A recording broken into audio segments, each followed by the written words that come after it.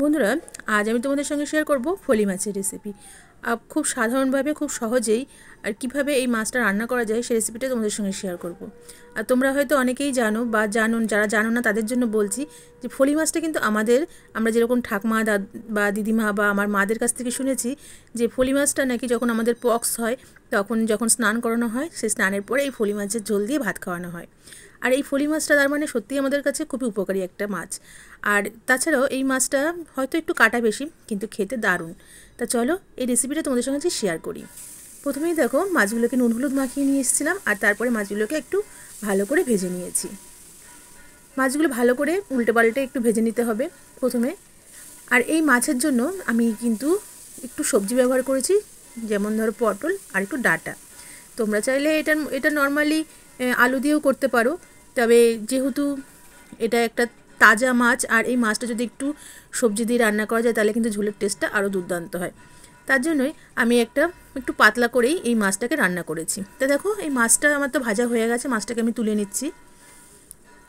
এভাবে আমার আরও 3 টুকরো মাছ রয়েছে, সেটাকেও ভেজে নিচ্ছি। তাই ভাজা পুরো কমপ্লিট হওয়ার পরে এরপরে আমি এর মধ্যে দিয়ে দিচ্ছি আলুটাকেও আমি একটু ভেজে নেব।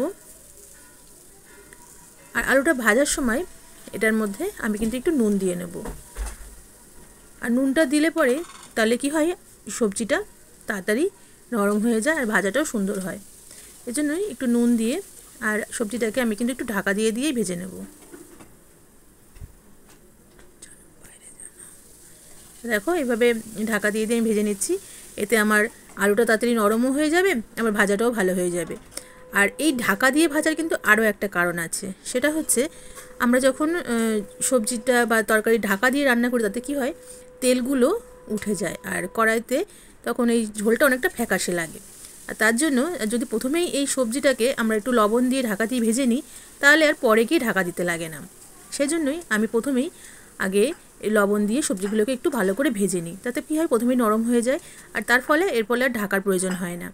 সেজন্য আমি এইভাবেই প্রথমে সবজিগুলোকে ভাজার সময়ই ঢাকা দিয়ে ভেজে রেডি করে নিই।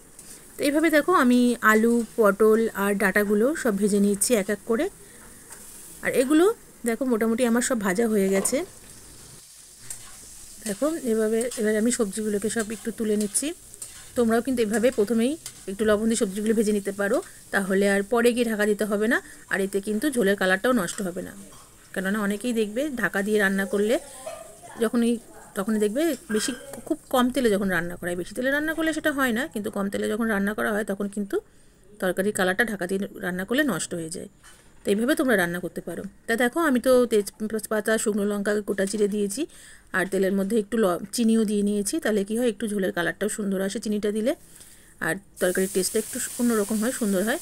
আর এরপরে আমি দিয়ে নিয়েছি এর মধ্যে আদা, লঙ্কা আর টমেটো পেস্ট। আর একটু বাটিটা ধুয়েও আমি একটু জল দিয়ে নিচ্ছি, তাহলে মশলাটা কষানোর সময় পুড়ে আসবে না।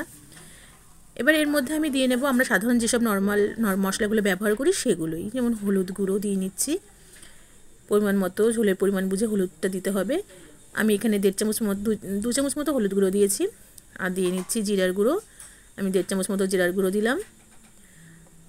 আর দিয়ে নিচ্ছি আমি ধনিয়া গুঁড়ো আমি 1.5 চামচ মতো দিচ্ছি। আর দিয়ে নেবো একটু লঙ্কার গুঁড়োটা তোমরা যারা শুকনো লঙ্কার গুঁড়ো পছন্দ করো না তারা না দিতে পারো, কিন্তু শুকনো লঙ্কার গুঁড়োটা একটু দিলে কালারটা সুন্দর হয়। তোমরা শুকনো লঙ্কার পরিবর্তে কিন্তু কাশ্মীরি লঙ্কার গুঁড়োটা ব্যবহার করতে পারো কালারের জন্য। আর দিয়ে নিয়েছি লবণ। এরপরে দেখো মশলাটা আমি ভালো করে কষিয়ে নিচ্ছি। আর কষাতে দেখো মশলা থেকে কিন্তু আমার তেলটা ছেড়ে দিয়েছে। এবার আমি সবজিগুলো দিয়ে নেব।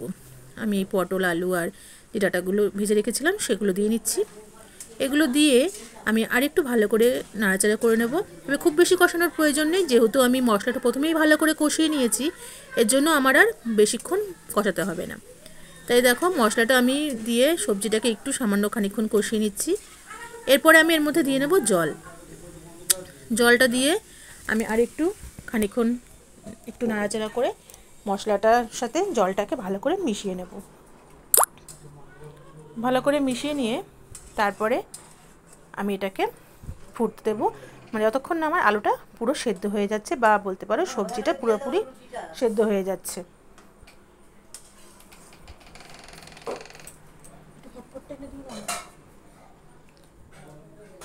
এবার দেখো আমার ঝোলটা কিন্তু অনেকটাই শুকিয়ে এসছে, সবজিটা নরম হয়ে গেছে।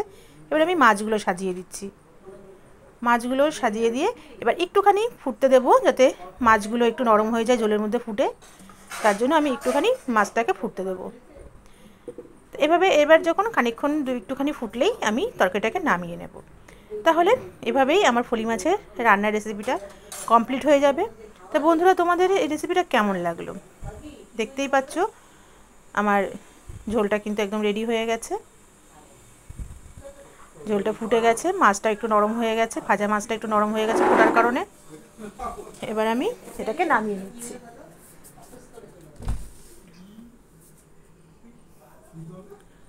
দেখো একটু একটু করে আমি মাছগুলোকে আগে প্রথমে নামিয়ে নিচ্ছি, তারপরে ঝোলগুলো তরকারি সবজিগুলোকে নামিয়ে নেব।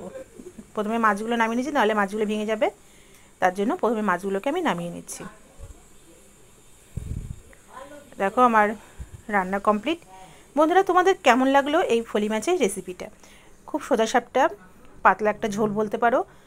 আমাদের শরীরের পক্ষে খুব বেশি ক্ষতিকর একটা ঝোল নয়, কেননা আমি খুব বেশি মশলার মধ্যে ইউজ করিনি, আর খুব বেশি তেলও এর মধ্যে দিইনি। যতটুকু না দিলে নয় সেটুকু ইউজ করেছি। তো তোমাদের রেসিপিটা কেমন লাগলো একটা কমেন্টস করে জানিও, আর ভালো লাগলে একটা লাইক শেয়ার করে দিও। তা বন্ধুরা, তোমরা যারা নতুন বন্ধুরা আমার ভিডিওটা দেখছো, তাদের কাছে অনুরোধ রইল প্লিজ আমার চ্যানেলটা তোমরা সাবস্ক্রাইব করে তার সঙ্গে অল বাটনটাও অন করে দিও। তাহলে আমার সমস্ত ভিডিওগুলো তোমাদের কাছে চটজলদি পৌঁছে যাবে। আর আমার পুরনো বন্ধুদেরকে বলছি, তোমরা সবসময় যারা আমার পাশে আছো তারা এভাবেই পাশে থেকো, আমাকে সাপোর্ট করো। আর তোমাদেরকে অনেক ধন্যবাদ আমার পাশে থাকার জন্য। তাহলে আজকের মতো এটুকুই, দেখা হবে আবার নেক্সট ভিডিওতে। ততক্ষণের জন্য টাটা। তোমরা সকলে খুব খুব ভালো থেকো।